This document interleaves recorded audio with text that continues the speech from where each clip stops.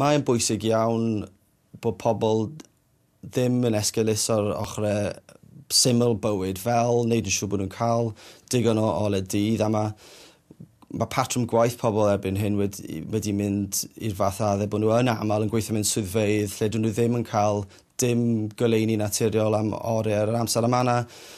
digon o dystiolaeth nawr bod hynny yn effeithio patrymau, rhythmau, cwsg ag ati, a wedyn yn sicr mae diffyg cwsg yn gallu bod yn trigger pwysig ar gyfer problemau gyda'r tymer o safbwynt iselder. Mae yna dystiolaeth weddol gryf nawr bod ymarfer corff cyson yn lleihau risg iselder. Gella bod pobl yn gwario lot amser i drio edrych yn dda, yn gorfforol ac yn anghofio'r ffaith bod yna iechyd meddwl hefyd yn bodoli ac bod hynny'n bwysig a bod hwnna'n gwasiodd rôl ei hun bron iawn. Yn amlwg mae'r ddau yn un yn y diwedd ac un sydd yn cael sylw rownd ni'n ddyddiol ar hyn o bryd.